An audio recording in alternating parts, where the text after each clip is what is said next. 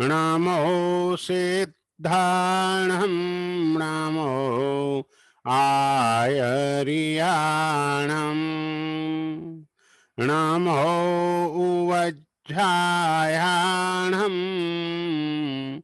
नमो लोये सब्बसाहूणम् एषो पञ्चणमुक्कारो सब्बपावपणासनो मङ्गलाणं च सव्येसिं पढमं हवै मङ्गलम् कल्याणपादपारामम् श्रुतगङ्गा हिमाचलम् विश्वाम्भोजरविं देवम् वन्दे श्रीज्ञातनन्दनम् अज्ञानतिमिरान्धानां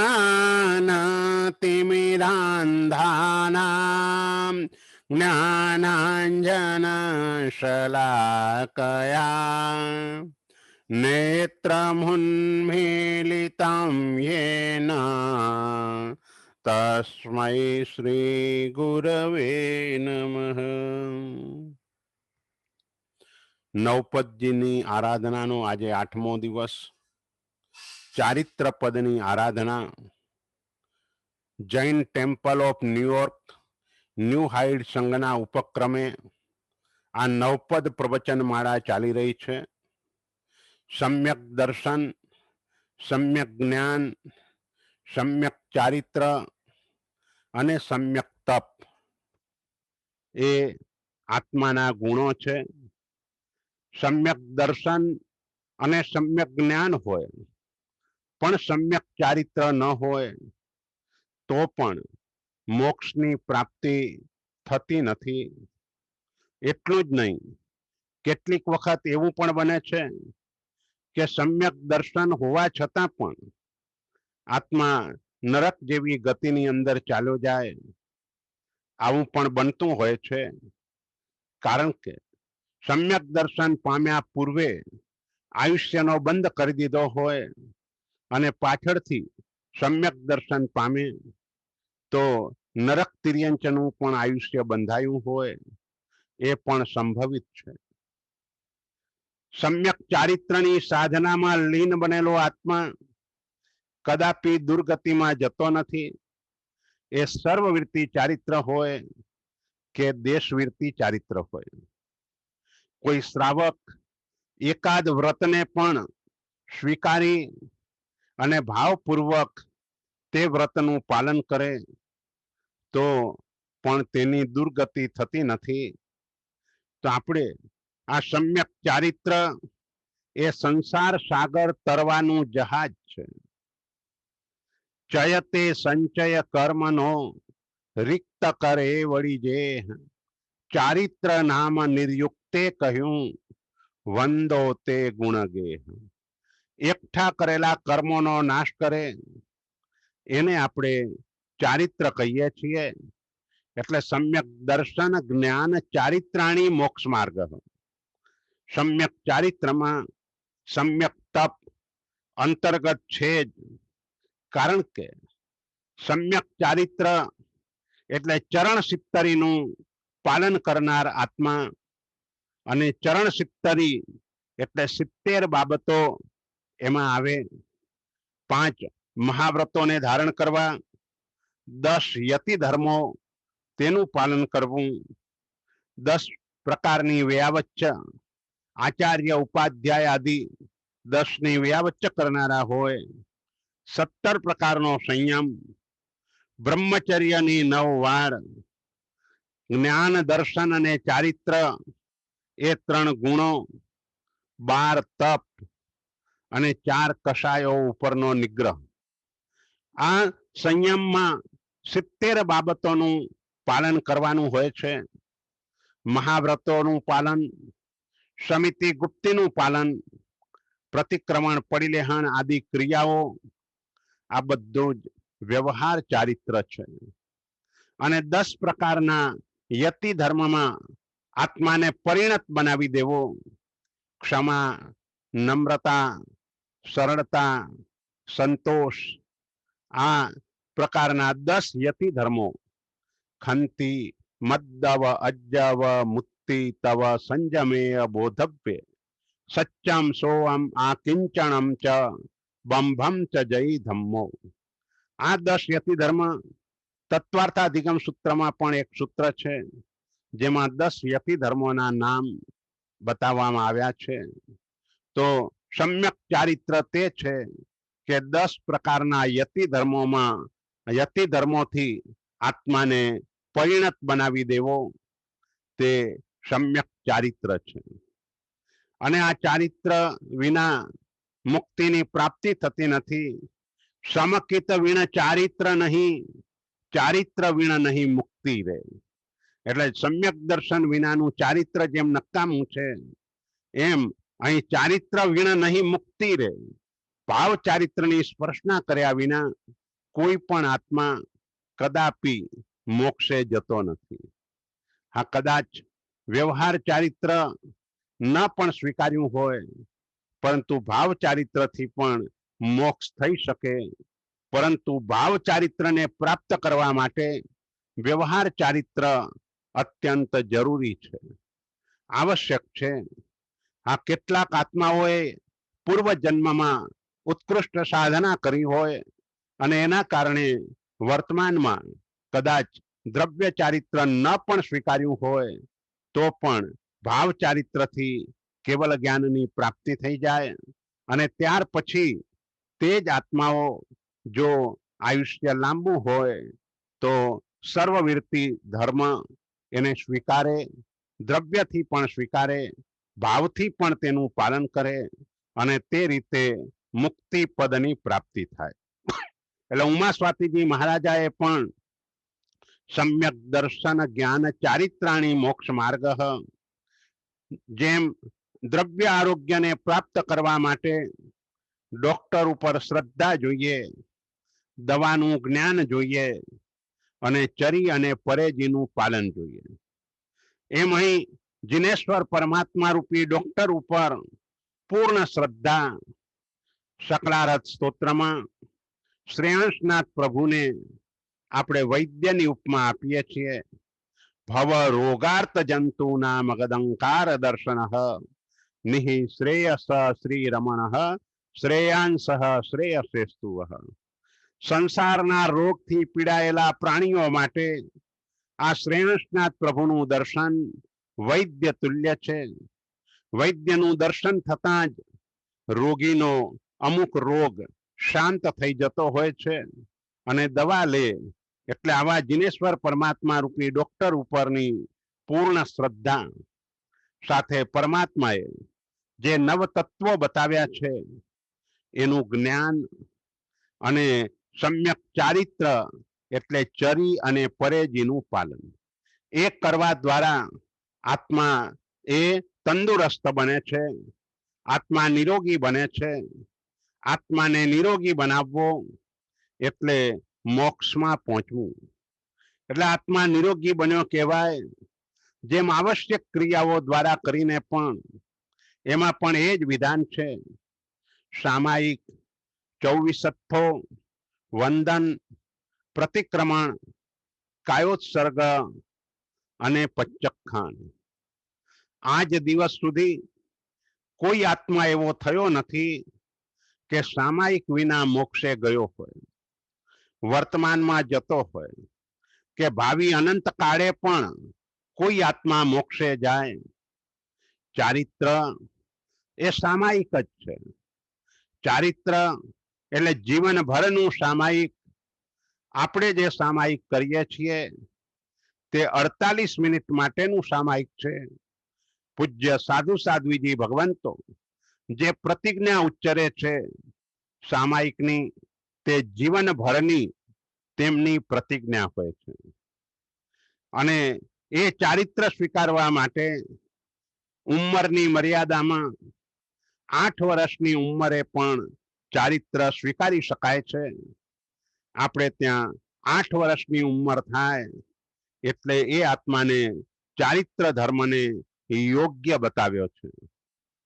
જેમ ગાડી ચલાવવા માટે લાયસન્સ જોઈએ, એ લાયસન્સ ભારતમાં 18 વર્ષની ઉંમરે અને યુએસમાં 16 વર્ષની ઉંમરે પ્રાપ્ત થાય છે, તેમ જ્ઞાની પુરુષો માત્ર 8 વર્ષની ઉંમરે ચારિત્રનું લાયસન્સ આપી દે છે.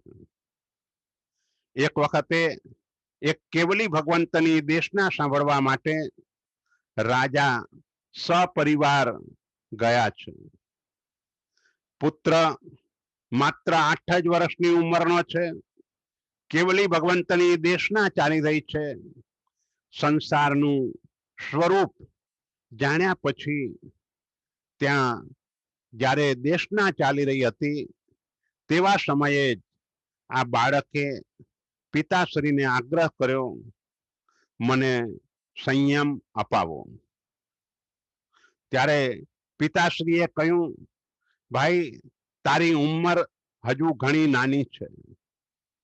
તે કાળમાં આયુષ્યો પણ પૂર્વ કરોડ વર્ષ જેટલા લાંબા આયુષ્યો હતા.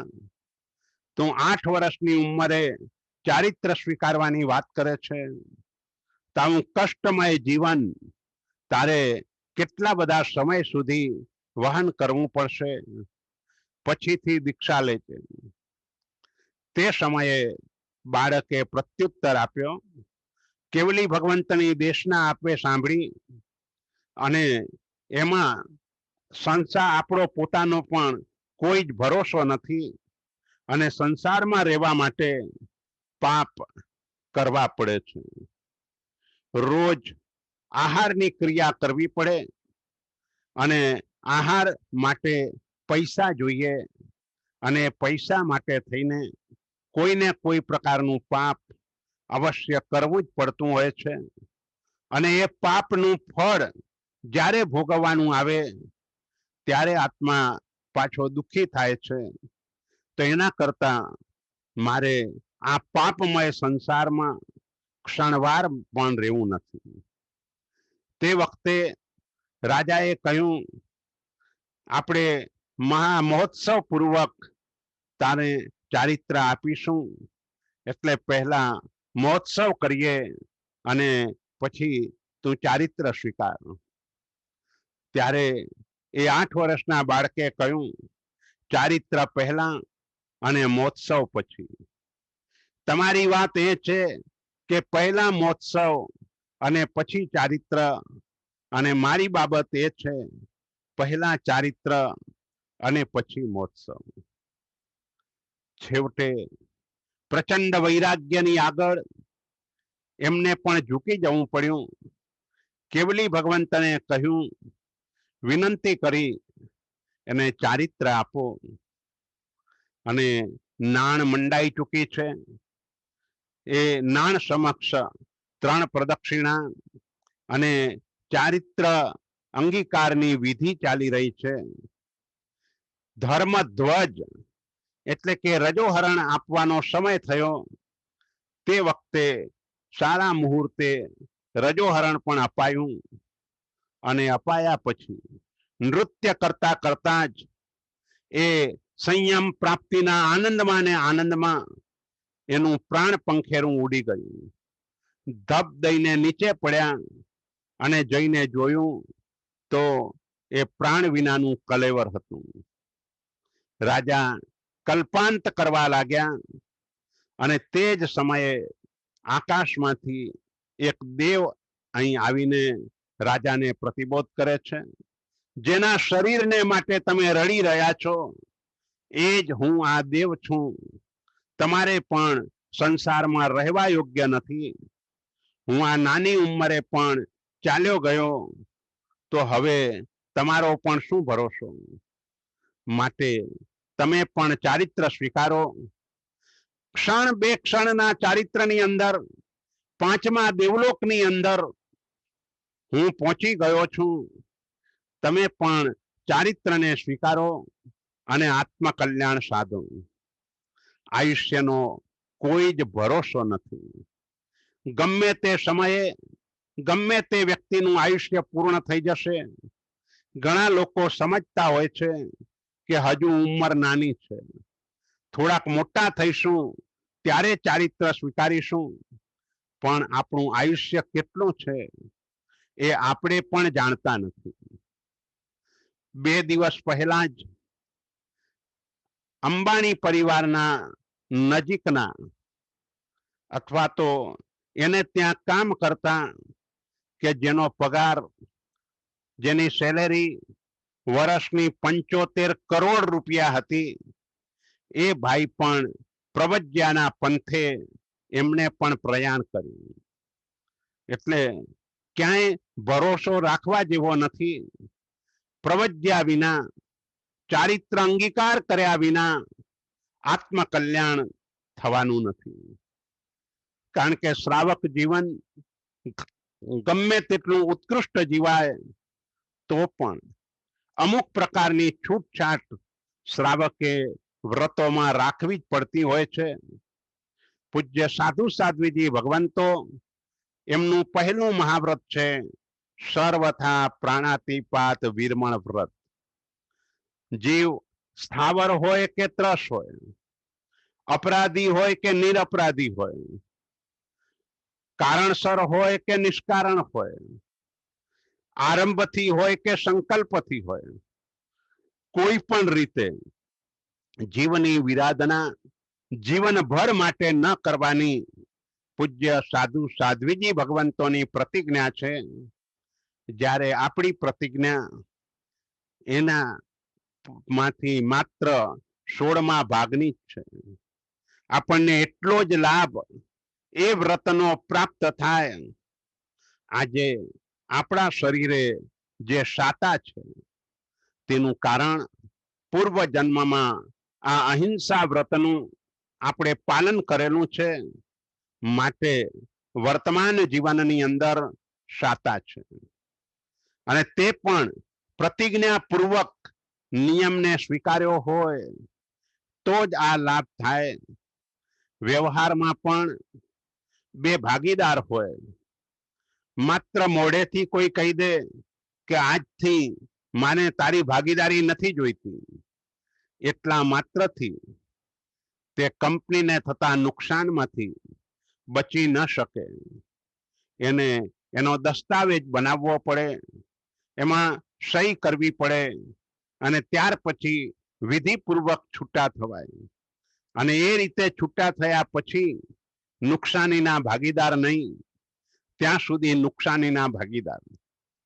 એમ અહીં પણ જીવોની હિંસા ન કરવાની પ્રતિજ્ઞા નથી લીધી તો પછી જીવ હિંસાનું પાપ આત્માને આવ્યા જ કરતું હોય છે.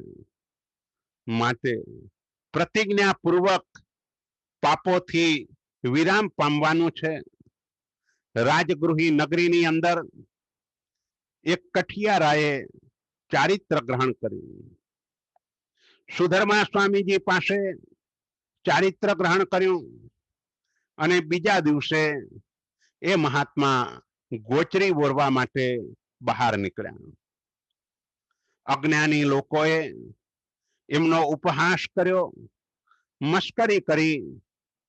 જો અહીં ખાવાનું નહોતું મળતું એટલે સાધુ થઈ ગયા. રોજ સવાર પડે અને પાત્રા લઈને આવી રીતે નીકળી પડે અને આ રીતે લોકોને નિંદા કરતી આ કઠિયારાએ સાંભળ્યા. આવીને સુધર્મા સ્વામીજીને વાત કરી. સુધર્મા સ્વામીજીએ વિહારની તૈયારી કરી. ત્યાં જ અભય કુમાર આવ્યા, વિહારનું કારણ પૂછ્યું. તેવા સમયે એમને કહ્યું કે જો તમારા નગરની અંદર સાધુ તરફ લોકોને અપ્રીતિ છે, માટે અમે વિહાર કરીએ છીએ. અભય કુમારે કહ્યું તમારે વિહાર કરવાની જરૂર નથી. અને અભય કુમારે નગરમાં ઢંઢેરો પીટાવ્યો કે હીરા માણેક મોતી એના આ 3 ઢગલાઓ મારે આવતીકાલે સવારે આપવાના છે. સૂર્યોદય થતાં જ આખી રાજસભા ભરાઈ ગઈ અને પછી અભય કુમારે શરત મૂકી કે જે આત્માઓ જીવનભર માટે કોઈ જીવની હિંસા ન કરવાના હોય, કોઈ પ્રકારની ચોરી ન કરવાના હોય, એટલે કાચા પાણીનો સ્પર્શ ન કરવાના હોય બીજા નંબરમાં, અને ત્રીજા નંબરમાં સ્ત્રીનો પણ સ્પર્શ ન કરવાના હોય, તેઓ આગળ આવે. એમને મારે આ 3 ઢગલા દાનમાં આપી દેવાના છે. બધા જ સમજી ગયા. અભય કુમારે કહ્યું, ક્યાં ગયો કઠિયારો?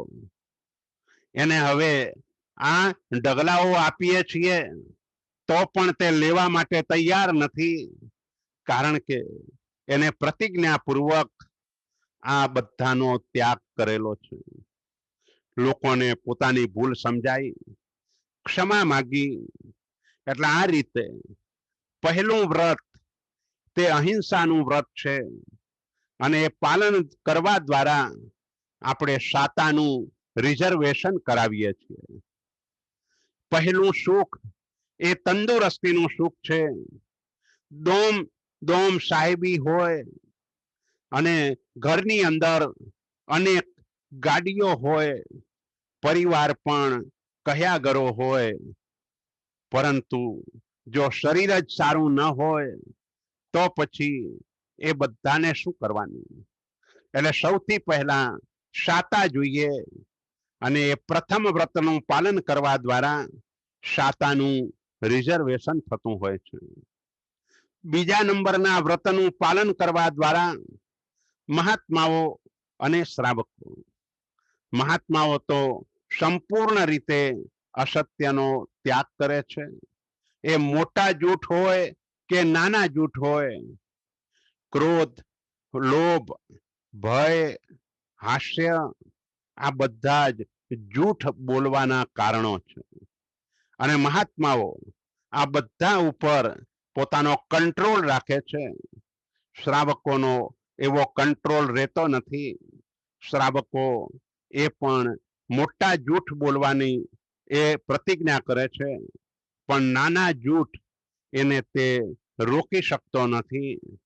અને એ પ્રતિજ્ઞા, જે આ વ્રતની જે આત્મા પ્રતિજ્ઞા સ્વીકારે છે, એ આત્માને જે રિઝર્વેશન થાય છે તે આદિ નામકર્મનું ઉપાર્જન. અને તેના કારણે બધા જ લોકો એની વાતને માને છે. એટલે કેવું હોય તો એમ કહેવાય કે સમાધિનું રિઝર્વેશન.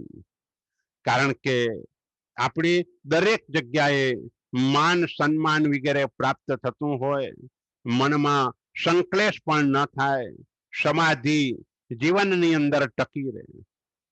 આજકાલ આ સમાધિ પણ ઘણી દુર્લભ છે. જીવોની હિંસા કરીને સમાધિની પ્રાપ્તિ કેવી રીતે થાય? એ તો છેલ્લા ટાઈમે એ બધા પાપો યાદ આવ્યા કરે, અને મનની અંદર અસમાધિ આવ્યા વિના રહેતી નથી. જે બીજા વ્રતનું પાલન કરે છે એ સમાધિનું રિઝર્વેશન કરાવે છે, અને સમાધિ પ્રાપ્ત થઈ એટલે સદગતિ ચોક્કસ થવાની. અને એ સદગતિ આગળ જતા પરમ ગતિમાં કારણરૂપ બનવાની છે. આ પરમ ગતિ સાધુ જીવન એટલે વૈરાગ્ય નીતરતું જીવન, તે સાધુ જીવન છે.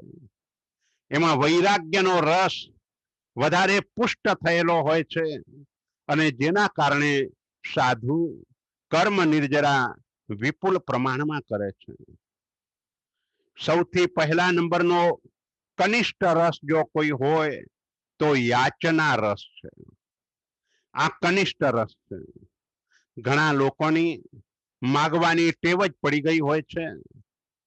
કોઈ પણ વસ્તુ ગમે એટલે કોઈની પાસે તે માગી જ લે, માગ માગ કર્યા જ કરે.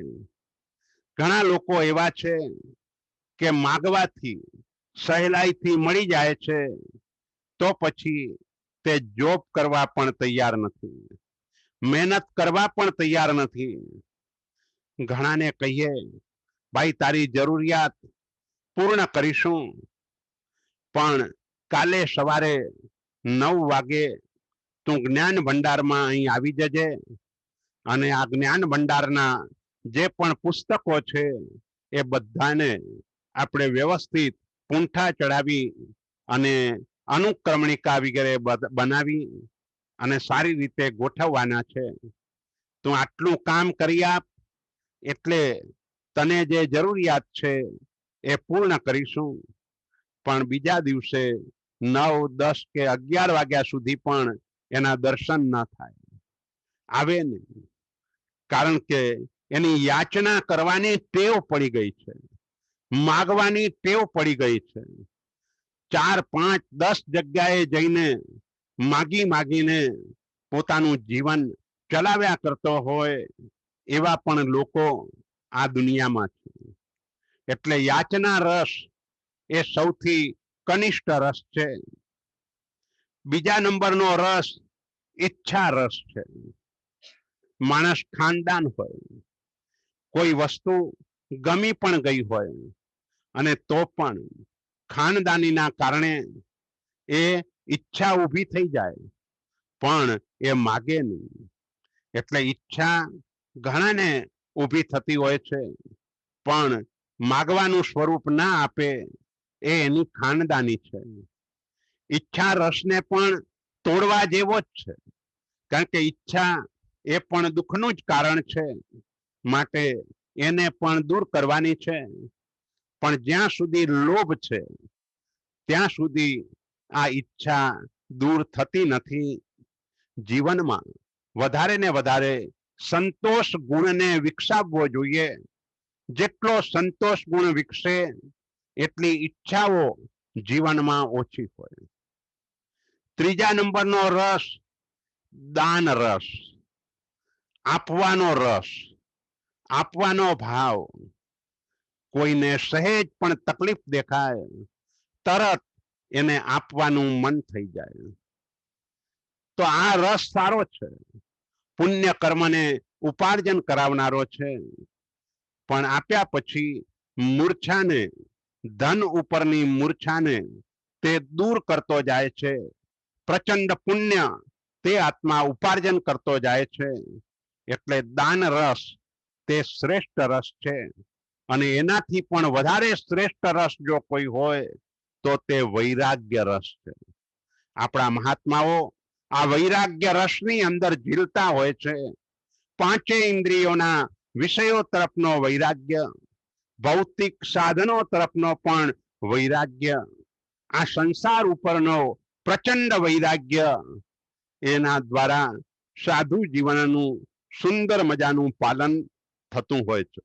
તો આ વૈરાગ્ય રસ એને આપણે પણ વધારે પુષ્ટ કરવા જેવો છે. કારણ કે જીવન જરૂરિયાતની વસ્તુઓનો ઉપયોગ કરવા છતાં પણ જો વૈરાગ્ય રસ પડેલો હશે તો કર્મબંધ તીવ્ર કદાપી નહીં થાય. જે કર્મબંધ થશે એમાં રસ બિલકુલ નહીં રેડાય અને એ રીતે આત્માને લાભ થશે, આત્માનો સંસાર પરિમિત બનશે. એટલે વૈરાગ્ય રસ એ કેળવવાનો છે. જેમ 8 વર્ષની ઉંમરે કેવલ જ્ઞાન પ્રાપ્ત કરનાર, એનામાં પણ એ મહાત્મા કેવલી ભગવંતની દેશના સાંભળીને આ વૈરાગ્ય રસ વધારે પુષ્ટ થયેલું. કદાચ કર્મના ઉદયથી કો કે થોડોક આપણા પુરુષાર્થની કચાશના કારણે કો ચારિત્ર ન સ્વીકારી શકાય તો પણ આપણું જીવન વૈરાગ્ય વાસિત ચોક્કસ બનાવી શકાય. આજે ચારિત્ર પદની આરાધનાના દિવસે આ નક્કી કરવાનું છે કે મારે કોઈ સાધનો તરફ, પરિવારના કોઈ સ્વજનો તરફ, સંપત્તિ તરફ રાગ બિલકુલ રાખવાનો નથી. ત્યાં પણ વૈરાગ્યને વધારે ને વધારે દ્રઢ કરવાનું છે. એટલે બીજા વ્રતનું પાલન, સમાધિનું રિઝર્વેશન કરાવી આપે.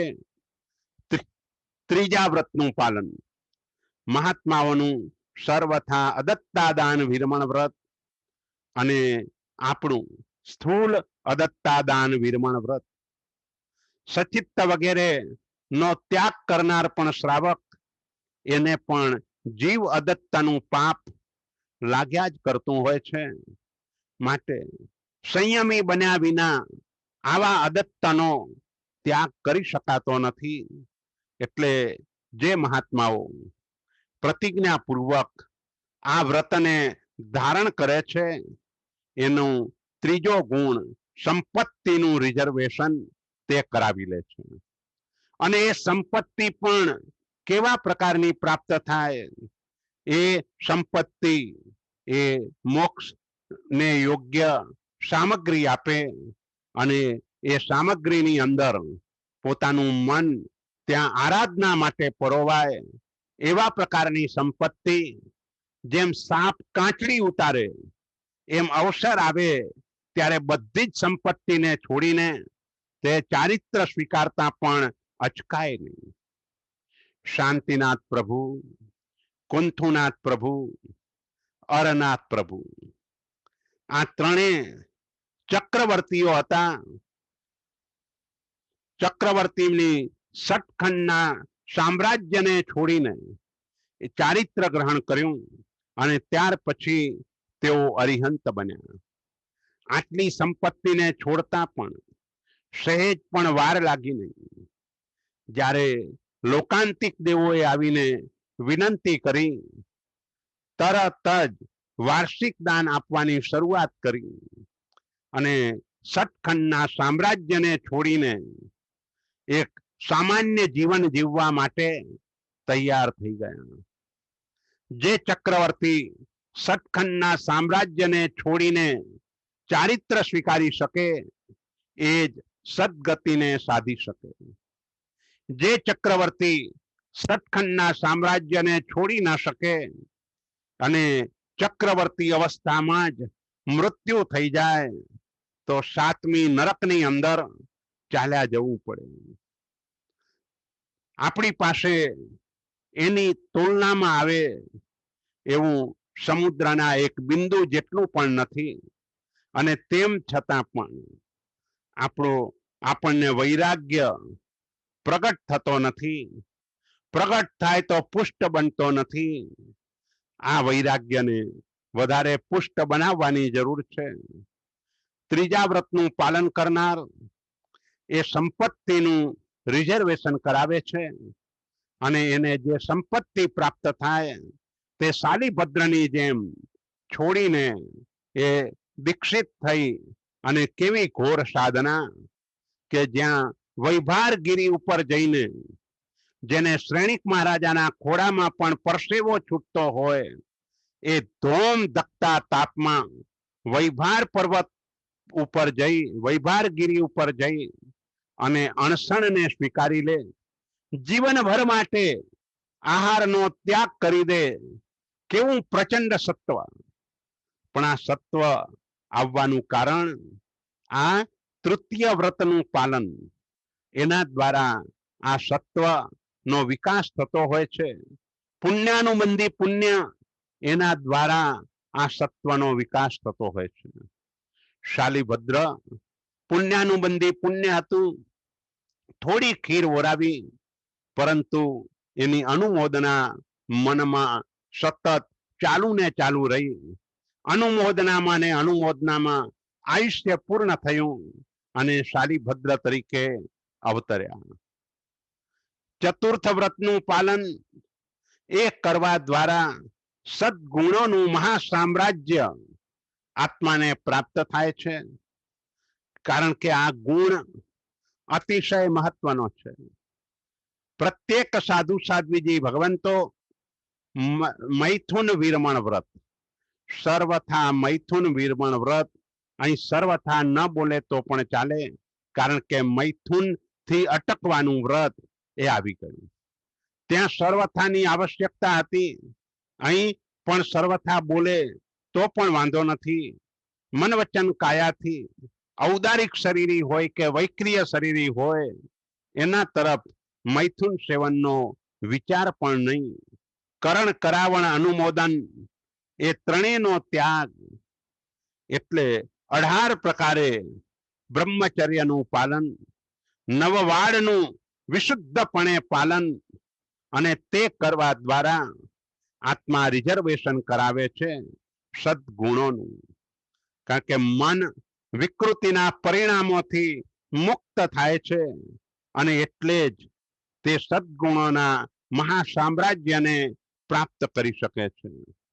શ્રાવક માટે સ્વદારા સંતોષ, પરસ્ત્રી ગમન વિરમણ વ્રત અને પૂજ્ય સાધુ સાધ્વીજી ભગવંતો માટે સર્વથા મૈથુન વિરમણ વ્રત, એનાથી સદગુણોનું રિઝર્વેશન થાય છે. પરિગ્રહ વિરમણ વ્રત પૂજ્ય સાધુ સાધ્વીજી ભગવંતોનું, જ્યારે શ્રાવકોનું પરિગ્રહ પરિમાણ વ્રત, મન સતત સંક્લિષ્ટ રહે છે. એનું જો કોઈ પણ કારણ હોય તો આ પરિગ્રહ નામનું પાપ છે. આત્મા ચારિત્ર સ્વીકારે ત્યારે આ પરિગ્રહના પાપમાંથી જીવનભર માટે મુક્તિને મેળવે છે. આહાર માટે પણ આવતીકાલની પણ ચિંતા નહીં. પોતાનું પેટ એ જ એનું ટિફિન બોક્સ. પેટમાં જેટલું પણ વાપરી શકે તેટલું વાપરે, પરંતુ બીજા દિવસ માટે આહાર પણ લાવવાનો નહીં. આવતીકાલની કોઈ જ ચિંતા નહીં. એકમાત્ર મનુષ્ય જ એવો છે કે જેને આહાર મેળવવા માટે પૈસા કમાવા માટે જવું પડે છે. બાકીના બધા જ જીવો પોતાનું પેટ તો ભરે છે, પણ એને ક્યાંય પૈસાની જરૂર નથી. પછી એ તિર્યંચ ગતિ હોય, પશુના રૂપમાં હોય કે પક્ષીના રૂપમાં હોય, પૃથ્વી, પાણી, અગ્નિ, વાયુ, વનસ્પતિ, આ જીવોને પણ પોતાને યોગ્ય આહાર મળી જ રહે છે. જ્યારે મનુષ્ય એ આહાર માટે પણ પોતાનો આખો દિવસ અર્થોપાર્જનની અંદર ગુમાવી દે છે અને એ ઉપાર્જન કરેલું અર્થ એ પણ અનર્થને ઊભું કર્યા વિના રહેતો નથી. કારણ કે એ પૈસો સાથે નથી આવતો, પણ એ પૈસા મેળવવા માટે જે પાપ કર્મ ઉપાર્જન કર્યા છે એ સાથે આવીને આત્માને સજા કરતું હોય છે. મનને હંમેશા સંકલેશગ્રસ્ત રાખતું હોય છે. તો અસંકલેશ વાળું મન જો જોઈતું હોય, ચિત્તની પ્રસન્નતા જો જોઈતી હોય, તો આ પરિગ્રહ નામનું જે વ્રત છે આપણા માટે પરિગ્રહ પરિમાણ અને સાધુ સાધ્વીજી ભગવંતોને સંયમ જીવનને સારી રીતે જીવવા માટે વસ્ત્ર, પાત્ર, ઉપધિ આદિની આવશ્યકતા હોય એટલા પૂરતું પોતાની પાસે રાખે, પરંતુ મમત્વ ભાવ વિના તેઓ રાખતા હોય છે અને માટે જ એમને અપરિગ્રહી કહ્યા છે, નિષ્પરિગ્રહી કહ્યા છે. આદિમમ પૃથ્વીનાથમ આદિમમ નિષ્પરિગ્રહમ આદિમમ તીર્થનાથમ ચ ઋષભ સ્વામિનમ સ્તુમઃ. કલિકાલ સર્વજ્ઞ હેમચંદ્રાચાર્યજી મહારાજાએ શકલારથ સ્તોત્રની અંદર ઋષભદેવ પરમાત્માની સ્તવના કરી. એમાં આદિમમ નિષ્પરિગ્રહમ એક વિશેષણ એ બતાવ્યું કે સૌથી પહેલા સાધુ. સાધુ તેને કહેવાય કે જે પરિગ્રહથી સર્વથા રહિત હોય. તો આવું જીવન આપણા જીવનમાં પરિગ્રહનો સર્વથા ત્યાગ નથી, પણ એનું પ્રમાણ નક્કી કરી અને સંતોષ વૃત્તિથી મજેથી જીવી શકાતું હોય છે. તો એવી રીતે જીવન જીવવાનો પ્રયત્ન કરવાનો છે અને એ જીવન જીવી અને ક્ષમા આદિ ગુણોનું ઉપાર્જન કરવાનું છે. પરમાત્માએ બતાવેલી આરાધના શ્રાવક જીવનમાં પણ શ્રાવકને અનુરૂપ આપણે કરીએ છીએ, પણ એ આરાધના કરવા છતાં ક્ષમા આદિ ગુણોનું ઉપાર્જન ન થાય, એ ઉપાર્જન થયેલા ગુણોનો જો વિકાસ ન થાય તો પણ આરાધના નિષ્ફળ બનતી હોય છે. એટલે આ 10 ગુણો એને નજર સામે રાખવાના છે કે આ જન્મમાં મારે આ ગુણોને વિકસાવવાના છે. ક્ષમા, નમ્રતા, સરળતા, સંતોષ, તપ, સંયમ, સત્ય, પવિત્રતા, અકિંચન્ય અને બ્રહ્મચર્ય, આ 10 ગુણોનો વિકાસ મારે કરવાનો છે. અને એ જ એની પરિણતિ, એ જ નિશ્ચય ચારિત્ર છે. લોખંડને ટીપવું હોય, એને જુદો જુદો આકાર આપવો હોય તો પણ લોખંડનો એક હથોડો બનાવવો પડે અને એમાં જે દાંડો છે એ તો લાકડાનો હોય, એ વ્યવહાર છે. અને આગળનું જે લોઢું છે તે નિશ્ચય છે. નિશ્ચય સુધી પહોંચવાનું છે, પણ વ્યવહાર વિના ત્યાં સુધી પહોંચાતું નથી. જો દાંડો ન હોય તો પછી ટીપાય કેવી રીતે? એટલે એને જુદો જુદો આકાર આપવા માટે, ગરમ ગરમ લોઢાને ટીપવા માટે દાંડો જોઈએ. તો ચારિત્ર, દીક્ષા એ દાંડાના સ્થાને છે અને લોઢાના સ્થાને ક્ષમા આદિ ગુણો છે. એ ક્ષમા આદિ ગુણોનો વિકાસ આના આધારે, એટલે કે મહાવ્રતો, અણુવ્રતો આદિના પાલનના આધારે એનો વિકાસ થતો હોય છે. તો જીવનનું આ લક્ષ્ય નક્કી કરવું છે, ભાઈ આ ગુણોનો વિકાસ મારે કરવાનો છે. એટલે 70 ગુણોમાં આ રીતે 5 મહાવ્રતોનું તેઓ પાલન કરે. 10 યતિ ધર્મ, યતિ ધર્મ એટલે જ સાધુ ધર્મ, સજ્જન પુરુષનો જે ધર્મ, તેને આપણે યતિ ધર્મ તરીકે ઓળખીએ છીએ. વ્યાવચ્ચ અપ્રતિપાતી ગુણ છે. આચાર્ય આદિની વ્યાવચ્ચ કરીને પોતાના જીવનને ધન્ય બનાવવાનું છે. 17 પ્રકારનો સંયમ એટલે ઇન્દ્રિય જય વગેરે, 9 પ્રકારની બ્રહ્મચર્યની વાડ, જ્ઞાન, દર્શન, ચારિત્ર એ ગુણ, 12 પ્રકારના તપ. આવતીકાલે તપપદની આરાધનાનો દિવસ, એમાં આ 12 પ્રકારના તપની વાત, 6 પ્રકારનો બાહ્ય તપ અને 6 પ્રકારનો અભ્યંતર તપ, તેની વાત કરીશું. અને 4 કષાયો ઉપરનો નિગ્રહ, જો કે 10 યતિ ધર્મ, એના વિકાસમાં 4 કષાયોનો નિગ્રહ આવી જ જાય છે. પણ એને જુદા પાડવાનું કારણ એ છે કે અનાદિથી આપણે કષાયની ચાલમાં ફસાયેલા છીએ. એટલે એનો નિગ્રહ કરવા માટેનો પણ ચારિત્રમાં પુરુષાર્થ કરવાનો છે. અને એટલે જ એમના ગુણોમાં કહીએ છીએ ચૌવિહ કષાય મુક્કો, 4 પ્રકારના કષાયથી મુક્ત. તો આ ચારિત્ર એટલે સંસાર સાગર તરવાનું જહાજ છે. આ ચારિત્ર એટલે મોક્ષનો માર્ગ છે. આ ચારિત્ર એટલે કલ્યાણ યાત્રાનું યાન છે. આ ચારિત્ર એટલે કર્મ સામેનો સંગ્રામ છે. ચારિત્ર એટલે અનાદિના ભવરોગનું ઔષધ. ચારિત્ર એટલે મોક્ષાર્થીઓનું અમૃત ભોજન. ચારિત્ર એટલે ભવજલધિનું જહાજ. ચારિત્ર એટલે જ્ઞાનનું ફળ. જ્ઞાનસ્ય ફલમ વિરતિઃ, જ્ઞાન જેમ જેમ પ્રાપ્ત થતું જાય તેમ તેમ જીવનમાં અમુક અંશે ચારિત્ર આવતું જ જવું જોઈએ.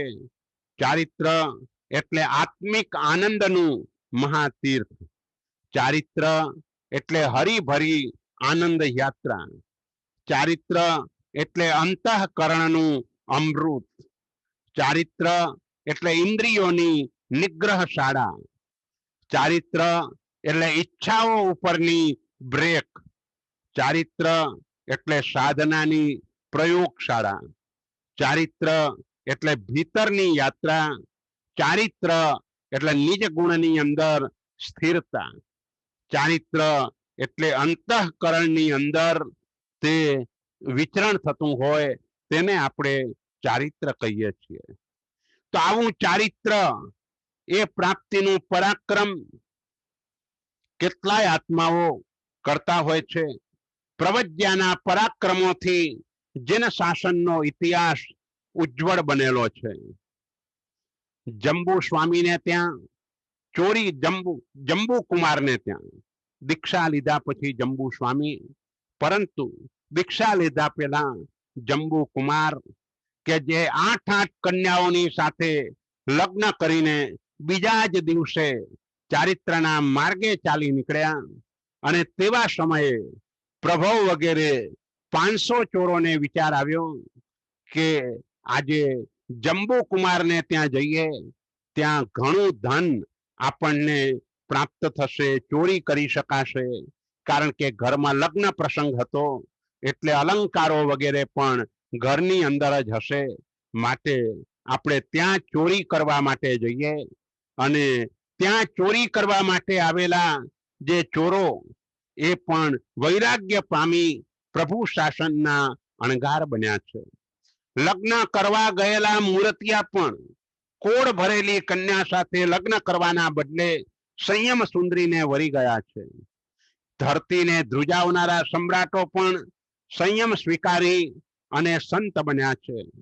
સટખંડના અધિપતિઓ પણ ચક્રવર્તીપણાના તાજને ઉતારી અને પ્રવ્રજિત થયા છે. આપઘાત કરવા નીકળેલા હતાશ માણસો અચાનક શુભ નિમિત્ત સાંપડી જતા આત્મહત્યાનો વિચાર માંડી વાળી આત્મકલ્યાણના પંથે ચડી ગયા છે. શ્રીમંતાઈના ઢગલા પર રાજતા શ્રીમંતોએ સર્વવૃદ્ધિ સમૃદ્ધિનો ત્યાગ કરી દીક્ષા અંગીકાર કરી છે. જંબુ કુમાર 96 કરોડ સોનૈયાનો સ્વામી, એકનો એક જ પુત્ર હતો, પરંતુ આ બધી જ અપાર સમૃદ્ધિને છોડીને ચારિત્ર ગ્રહણ કર્યું અને એવી ઉત્કટ સાધના કરી કે તે જ ભવમાં કેવલ જ્ઞાનની પ્રાપ્તિ કરી અને તેઓ મોક્ષે ચાલી ગયા. બ્રાહ્મણ પંડિતોએ પાંડિત્યના વાઘા ઉતારી સાધુપણાના સ્વાંગ સજ્યા છે. ઇન્દ્રભૂતિ આદિ 11 ગણધર ભગવંતો, સંયમભવ સુરીજી મહારાજા કે જેમને 10 વૈકાલિક સૂત્રની રચના કરી છે, હરિભદ્ર સુરીશ્વરજી મહારાજા કે જેમને 1444 ગ્રંથોની રચના કરી છે, આવા બ્રાહ્મણ પંડિતોએ પણ પોતાના એ બ્રાહ્મણ એ પાંડિત્યના વાઘાને ઉતારી અને ચારિત્ર ધર્મ અંગીકાર કર્યો છે. એટલું જ નહીં, પણ તેનું શુદ્ધ રીતે પાલન કર્યું છે. અને આપણા સુધી આટલા બધા ગ્રંથો એમને પહોંચાડ્યા છે. જો હરિભદ્ર સુરી ન થયા હોત તો આપણને આ યોગના વગેરે જે ગ્રંથો આજે મળે છે તે કદાચ ન મળતા હોત. એટલે આજે ઘણા બધા ગ્રંથો એમાંથી આપણે ભણીએ છીએ. મુછાળા ક્ષત્રિય મર્દોએ હાથમાં રહેલા શસ્ત્રો નીચે મૂકી હાથમાં રજોહરણ પકડ્યા છે. દેશ વિદેશમાં વ્યાપાર કરતા વ્યાપારીઓ બીજા વ્યાપારને તિલાંજલિ આપી આત્મગુણોના વ્યાપારને તેમને મુબારક માન્યો છે. કેટલાક દંપતીઓએ સજોડે ચારિત્ર ધર્મ સ્વીકારી ભોગનો માર્ગ છોડી યોગનો માર્ગ પસંદ કર્યો. કેટલાક તો આખા ને આખા પરિવારો પ્રવજ્યા ધર્મને સમર્પિત થયા. આજના સમયમાં આવા ઘણા પરિવારો આપણને જોવા મળે. ગુણરત્ન સુરીશ્વરજી મહારાજાનો સમુદાય હોય એટલે પૂજ્ય ભુવન ભાનુ સુરીશ્વરજી મહારાજના સમુદાયની અંદર આવા ઘણા બધા આત્માઓ આખા પરિવાર સાથે તેઓ નીકળી ગયા છે. આજે પણ બાપ દીકરા, ભાઈ ભાઈ, સસરા જમાઈ, શાળા બનેવી, માં દીકરી, સાસુ વહુ, દેરાણી જેઠાણી, 2 કે વધુ બહેનો, નણંદ ભોજાઈ, મામા ભાણેજ, કાકા ભત્રીજા વગેરેની અનેક જોડીઓ એક સાથે પ્રવ્રજિત બની સાંસારિક ઋણાનુબંધને આત્મિક ઋણાનુબંધમાં ફેરવી ચારિત્ર ધર્મની અનુપમ આરાધના કરી રહ્યા છે. ડોક્ટરોએ પણ પોતાના અનાદિના ભવરોગની ચિકિત્સા કરવા માટે પ્રવજ્યા અંગીકાર કરી છે. કેટલાક વકીલોએ પણ મોહ સત્તા સામે તેણે પચાવી પાડેલા અનંત ગુણ ભંડારને પરત મેળવવાના દાવા જેવી પ્રવજ્યા અંગીકાર કરીને પોતાના વકીલ તરીકેના મોભાને સારી રીતે સાર્થક કર્યો છે. કેટલાક ચાર્ટર એકાઉન્ટન્ટ પણ આત્માના ચોપડામાંથી કર્મનો હિસાબ ક્લિયર કરવા પ્રવજ્ઞાના પંથે આવ્યા છે. MBA થયેલા યુવાનો પણ સેલ્ફ મેનેજમેન્ટ અને સોલ મેનેજમેન્ટને જ યોગ્ય માની ચારિત્રના માર્ગે આવ્યા છે. કેટલાક એન્જિનિયર યુવાનો પણ આત્માના કમ્પ્યુટરની ઓપરેટિંગ સિસ્ટમમાં લાગેલા રાગદ્વેષના વાયરસને રિમૂવ કરવાનું એન્ટી વાયરસ સોફ્ટવેર ડેવલપ કરવા તેઓ પ્રવ્રજિત બન્યા છે. દેશ વિદેશમાં હીરાનો વ્યાપાર કરનારા કુશળ ઝવેરીઓ પણ આત્મરત્નના નૂરને બહાર લાવવા તેઓ પણ પ્રવ્રજિત થયા છે. મોટા ઉદ્યોગપતિએ પણ ધમધમતા ઉદ્યોગને તાળું મારી પ્રવજ્ઞા નામની ફેક્ટરી ખોલીને ગુણ પરિણતિનું પ્રોડક્શન શરૂ કરી દીધું છે. કોઈ કંપનીના મેનેજર અથવા તો કોઈ સંઘ કે સંસ્થાના પ્રમુખ, ટ્રસ્ટી કે સેક્રેટરી જેવા માનવંતા હોદ્દાઓનો ત્યાગ કરી અનેક મહાનુભાવો પરમેષ્ઠીના પંચમ પદના ગૌરવવંતા હોદ્દા પર આરૂઢ થયા છે. બાળવયે દીક્ષિત થયેલા તેજસ્વી બાલ દીક્ષિતોથી જીન શાસનનો ઇતિહાસ અને વર્તમાન બંને ખૂબ દેદીપ્યમાન છે. સંસારના રાગ વિલાસથી મોઢું ફેરવી યૌવન વયમાં પ્રભુ શાસનના અણગાર બની ચુસ્તપણે અદ્ભુત ચારિત્રનું પાલન કરનારા શ્રમણી ભગવંતો જીન શાસનનું મહાન ગૌરવ છે. 35-40 વર્ષની ઉંમરે વૈરાગ્યની જ્વલંત જ્યોત પ્રજ્વલિત થતા પરિવારની ઔચિત્યપૂર્વક સુયોગ્ય સુરક્ષા વ્યવસ્થા કરીને અને તેમની સહર્ષ સંમતિ લઈને ચારિત્રના પંથને ઉજમાડ કરનારા શ્રમણ રત્નો પણ ખૂબ જ વંદનીય છે. સાંસારિક પારિવારિક જવાબદારીઓનો ભાર વહન કરનાર પુત્ર વગેરે તૈયાર થતાની સાથે પોતાની જતન કરીને રાખેલી વર્ષોની સંયમની અભિલાષાને સાકાર કરનારા પ્રૌઢ વયે દીક્ષિત બનનારા શ્રમણો પણ ઘણા છે. આપણે આગળ પણ વાત કરેલી કે પરમાત્મા ઋષભદેવે ધર્મ તીર્થની સ્થાપના કરી અને એ ઋષભ સૌથી પહેલા રાજા હતા. આદિમમ પૃથ્વી નાથમ, સૌથી પહેલા રાજા અવસરપીણી કાળના તેઓ હતા. અને એમનો રાજ્ય ધર્મ પણ કેવો ઉત્તમ કોટીનો હતો કે તેઓ તો તીર્થંકર બનીને મોક્ષે ગયા, પણ ઋષભદેવથી લઈને અજિતનાથ પરમાત્મા સુધીના અસંખ્ય રાજાઓ થયા. અને દરેક રાજાઓએ પોતાનો પુત્ર રાજ્ય ગાદીને યોગ્ય થાય એટલે રાજ્ય પુત્રને ભળાવી અને ચારિત્ર ગ્રહણ કર્યું. એટલું જ નહીં, એ અસંખ્ય રાજાઓ, એક પણ રાજા દુર્ગતિમાં તો નથી ગયો, પણ એ અસંખ્યમાંથી 99.99% રાજાઓ મોક્ષમાં ગયા છે. 0.1% જે બચ્યા એ પણ અનુત્તર વિમાનમાં દેવ તરીકે ઉત્પન્ન થયા છે. માત્ર એક જ મનુષ્યનો ભવ કરી અને તેઓ મુક્તિમાં પહોંચી જવાના છે. તો આવી જબરજસ્ત સાધના કરનારો વર્ગ માત્ર આજે છે તેમ નહીં, ભૂતકાળમાં પણ હતો. આજે પણ ઘણાય મહાત્માઓ પોતાનું ચારિત્ર જીવન ઉત્તમ રીતે જીવન જીવી રહ્યા હોય છે. એટલે જીન શાસન કે જેને આવા શ્રમણ ભગવંતોની ભેટ મળી છે અને એ શ્રમણ ભગવંતો એના તરફના બહુમાન ભાવને જો આપણે ધારણ કરીએ, કારણ કે કેટલાક સાધુ સાધ્વીજી ભગવંતો વેયાવચ્ચની ધૂણી દખાવે છે. બાહુ મુનિ, સુબાહુ મુનિ કે નંદીસેન મુનિ જેવા શાસ્ત્ર પ્રસિદ્ધ વેયાવચ્ય યોગીઓની સ્મૃતિ કરાવે તેવો તેમનો પ્રખર વેયાવચ્ય યોગ છે. કેટલાક મહાત્માઓ દીક્ષા લઈને તપની ધૂણી દખાવી દે છે. કોઈ વિષસ્થાનક તપ, તો કોઈ વર્ષી તપ કે કોઈ વર્ધમાન તપના મહાયજ્ઞ પણ માંડી દે છે. તપની ભઠ્ઠીમાં શરીરને શેકીને કર્મ નિર્જરાની વાનગી તૈયાર કરે છે. પૂજ્ય હંસરત્ન સુરીશ્વરજી મહારાજા કે જેમને 4 વખત 180 ઉપવાસની ભીષ્મ તપશ્ચર્યા કરી છે. કેટલાક પોતાના સંયમ જીવનને વિવિધ ત્યાગો અને અભિગ્રહોથી સુંદર શણગારે છે. કેટલાક મેધાવી શ્રમણો અભિનવ શાસ્ત્રોનું સર્જન કરી પ્રભુ શાસનને નૂતન ગ્રંથ રત્નોની ભેટ આપે છે. કેટલાક સંસ્કૃત પ્રાકૃતમાં વિદ્વત્તા પ્રાપ્ત કરી સંસ્કૃત પ્રાકૃત વાંચન લેખન સંભાષણના માસ્ટર બને છે. કેટલાક વ્યાકરણ શાસ્ત્રના વિદ્વાન બને છે, કેટલાક ન્યાય શાસ્ત્રમાં નિપુણ બને છે, કેટલાક દાર્શનિક ગ્રંથો ઉપર પ્રભુત્વ પ્રાપ્ત કરે છે, કેટલાક દ્રવ્યાનુયોગ ઉપર સારો કમાન્ડ ધરાવે છે, કેટલાક આગમિક પદાર્થોની લાઇબ્રેરી જેવા બની જાય છે, કેટલાક સંપૂર્ણ નિર્દોષ આહારચર્યા અને ચુસ્ત સંયમ દ્વારા પાલન દ્વારા ચોથા આરાના અણગારોની યાદ અપાવે છે. કેટલાક આત્મચિંતન અને ધ્યાન યોગમાં ઊંડા ઉતરી અધ્યાત્મના ગૂઢ રહસ્યોને પામે છે અને ઉચ્ચ આધ્યાત્મિક સ્થિતિની અનુભૂતિ કરે છે.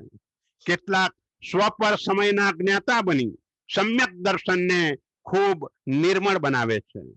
કેટલાક સાંપ્રત પ્રવાહોના સારા જાણકાર બની શ્રી સંઘને સમયોચિત માર્ગદર્શન આપવામાં સફળ બને છે. કેટલાક પ્રખર પ્રવચનકાર બની ઠેર ઠેર અને ઘેર ઘેર ધર્મ ચેતના પ્રસરાવે છે. પોતાની વિશિષ્ટ જ્ઞાન પ્રતિભા અને પુણ્ય શક્તિ દ્વારા જીન શાસનનો પ્રદ્યોત કરનારા સુરીવરો અને મુનિવરોથી આજે પણ આ જીન શાસન જયવંતું છે. શાસન ઉપર આવેલા બાહ્ય આંતરિક આક્રમણોનો સજ્જડ પ્રતિકાર કરનારા શાસન રક્ષક મહાપુરુષો જીન શાસનને જયવંતું રાખે છે. પ્રભુ ભક્તિના અમૃત રસમાં તરબોળ બનીને શ્રમણી ભગવંતો ભક્તિ રસની અદ્ભુત લહેજત માણે છે અને કેટલાક તો ભક્તિ રસમાં સંપૂર્ણ ઓગળી જાય છે. તીર્થ રક્ષાના ક્ષેત્રે પણ આપણા શ્રમણી ભગવંતોનું યોગદાન અમૂલ્ય છે. વાત એટલી જ છે, દીક્ષા લઈને સાધુ સાધ્વીજી ભગવંતો પોતાના આત્માનું કલ્યાણ તો સાધે છે, પર કલ્યાણ પણ કરે છે, શાસનની દીપ્તિ અજવાળે છે, સંઘની શાન વધારે છે, સમાજ અને રાષ્ટ્રને સાચો માર્ગ પણ બતાવે છે. એટલે ચારિત્ર સ્વીકાર કર્યા પછી પણ આ મહાત્માઓ પોતે જાત જાતના જે પરમાત્માએ બતાવેલા અસંખ્ય યોગો એમાંના કોઈ પણ યોગમાં ધૂણી દખાવીને તેઓ બેસી જાય છે અને પ્રચંડ કર્મ નિર્જરા કરતા હોય છે. પોતાના સંસારને તેઓ પરિમિત કરી દેતા હોય છે. તો આજે આ ચારિત્ર પદની આરાધના દ્વારા આપણે પણ જીવનમાં છેવટે દેશવીરતી ચારિત્ર પણ સુંદર રીતે પાડી શકાય. પ્રતિજ્ઞા પૂર્વક 12 વ્રતોને આપણે સ્વીકારીએ અને આ સર્વ સાવધ્ય ત્યાગના પચ્ચખાણ કરવાનો એક ભાવ રાખીએ. કારણ કે સર્વ સાવધ્ય ત્યાગના પચ્ચખાણની અંદર લાભ ઘણો વિશેષ છે. કરણ કરાવણ અનુમોદન બધા જ પાપો એનો સહજ ત્યાગ થઈ જાય છે. જ્યારે શ્રાવક જીવનમાં કરણ અને કરાવણ એ 2 પાપનો તો ત્યાગ થાય છે, પણ અનુમોદનાનું પાપ ખુલ્લું રહે છે. ત્યાંથી કર્મનો આશ્રવ આત્માને થયા કરે છે. આપણે સર્વસંબર ભાવને ચારિત્ર ધર્મની પ્રાપ્તિ દ્વારા શીઘ્ર પ્રાપ્ત કરીએ. જો કે સર્વસંબર ભાવ છેક 14મા ગુણસ્થાનકની ભૂમિકાએ આત્મા પહોંચે ત્યારે આવે છે, પરંતુ આપણા બધાનું લક્ષ્ય એ ભૂમિકાએ પહોંચવાનું જ છે. અને ચારિત્ર ધર્મ પણ આત્મા એટલે જ સ્વીકારે છે. આટલું બધું કષ્ટમય જીવન પણ એના માટે ખૂબ આનંદમય છે. ચિત્તની પ્રસન્નતા તેની વધારે ને વધારે વૃદ્ધિ પામતી ચાલે છે. એવું ચારિત્ર જીવન આપણને પણ શીઘ્ર પ્રાપ્ત થાય એ જ પરમાત્માની પાસે પ્રાર્થના. જીનાજ્ઞા વિરુદ્ધ બોલાયું હોય તો ત્રિવિધે મિચ્છામિ દુક્કડમ. શિવમસ્તુ સર્વ જગત પરહિત નિરતા ભવન્તુ ભૂતગણ દોષઃ પ્રયાન્તુ નાશમ સર્વત્ર સુખી ભવતુ લોકઃ. બોલો શ્રી શંખેશ્વર પાર્શ્વનાથ ભગવાન કી જય.